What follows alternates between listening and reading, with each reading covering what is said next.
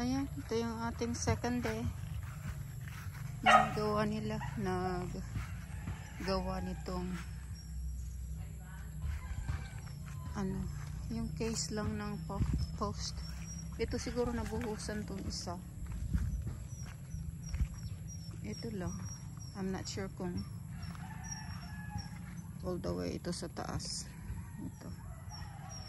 So, ito yung nagawa nila ngayong araw, yung mga ano lang, yung mga lagayan lang ng post ng ano, mix ano, cement. So yun, I'm sure bukas ano na to, matapos itong ano. Kaso yung gravel daw natin parang kulang ng ano,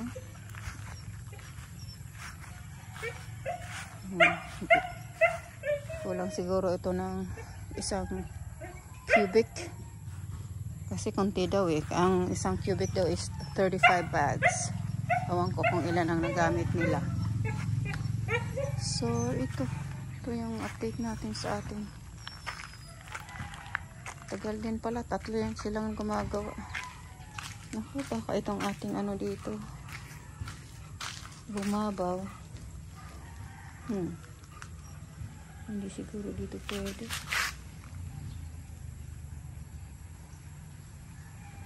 Kailangan siguro ito.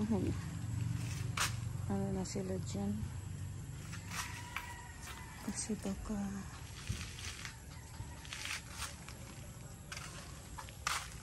siguro kailangan itong dito na lang sa ano. Kasi parang yung mga pag ano na, tapos na naghugas na nito. Ayan. Mag-aano na to. Kakapal na to. Hindi na to matatanggal kasi semento yan eh. Mag-aano yan, magiging solid. So, mahirap pa naman tong anuhin. So, siguro bukas doon ko na sila paanuhin, pahaluin ng ano, semento dito sa grass. Hindi bali ng ano, medyo maanuhan ng okay na yun dyan, dito. Kasi ano eh, masyadong naaanuhan doon ng semento. Ayan yung ating curry pot, medyo ano pa siya, nagre-recover pa. Hindi pa masyadong mga sa pagkain. Higa lang ng higa, tapos yun nga, hindi masyadong umiihi kasi hindi gaano siyang umiinom. Kunti-kunti lang, tapos yung pagkain niya kunti din. So, kawawa. So, nagre-recover siya.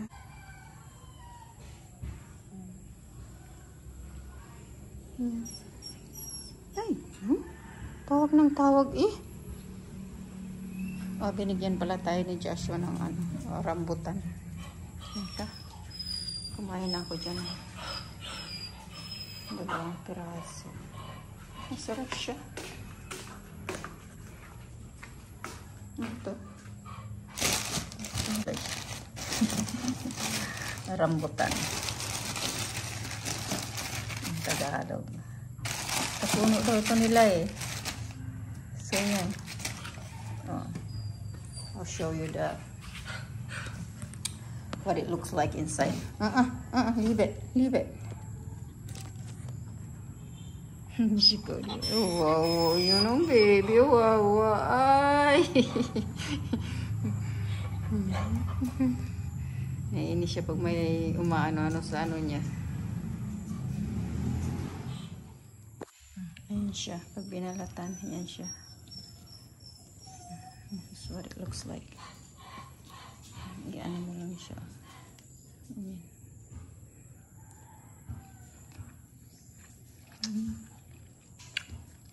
Masarap siya.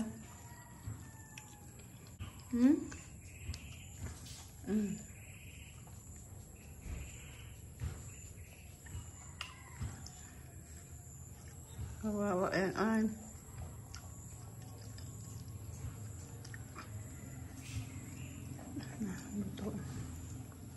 Magtanim tayo ng muto. Baka sakaling ano, mabuhay dyan sa may bahay kubo.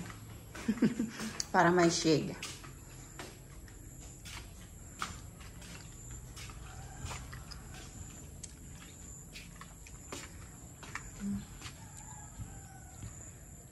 Okay.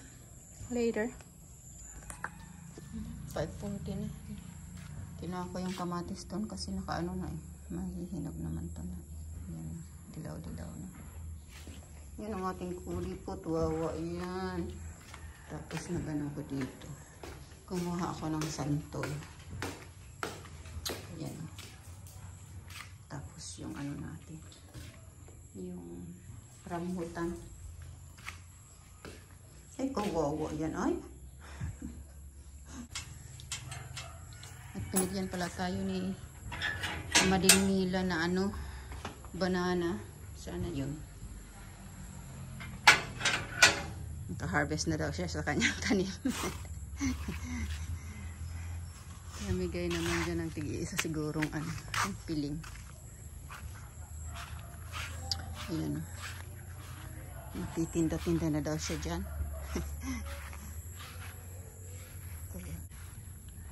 Ito pala yung ating ano. Ang ganda na oh. May bago siya. Ayan oh, malaki yung ano niya. Parati na itong magdadahon ng bago. So, pataasin natin to pa ano. Umaano to eh. Kumakahoy-kahoy to eh.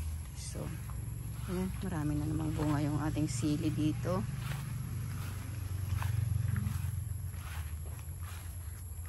Susuntong ano. Ito binuhusan yung isa. Tapos tatanggalin yan yung ano casing. Iaano dito. Kasi kulang ay pang 3 lang yung ano. Dito yan sila mag-aano. Tapos siguro yung ano na, yung beam. I'm not sure kung maglalagay muna ng beam o maglalagay na ng hollow blocks dito.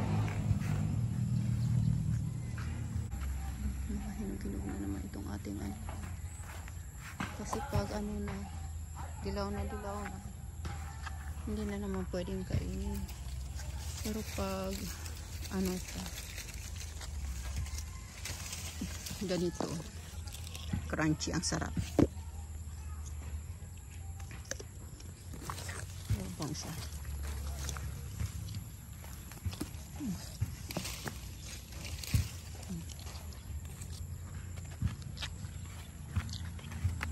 Marami tayong nakaing fruits today. Rambutan, santol.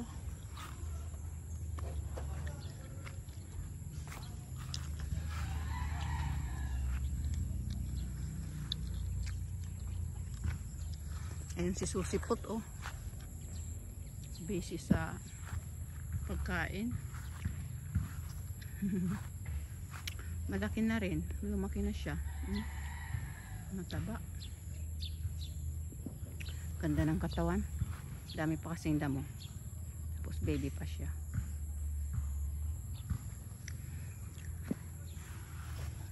Nakita ko dito may bunga na yung ating ano.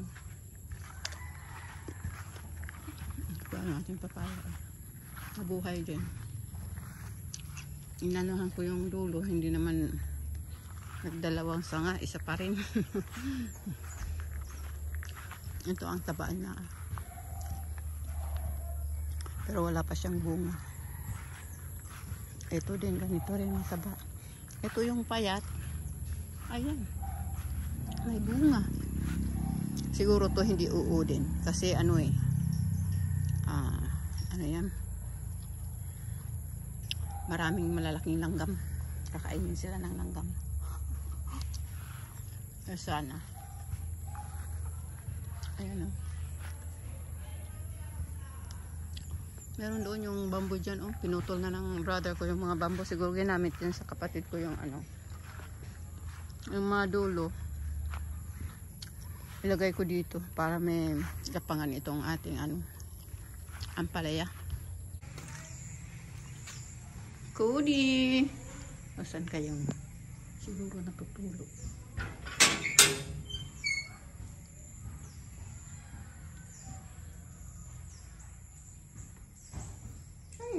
Yan. Oh, yan na sa ibabay.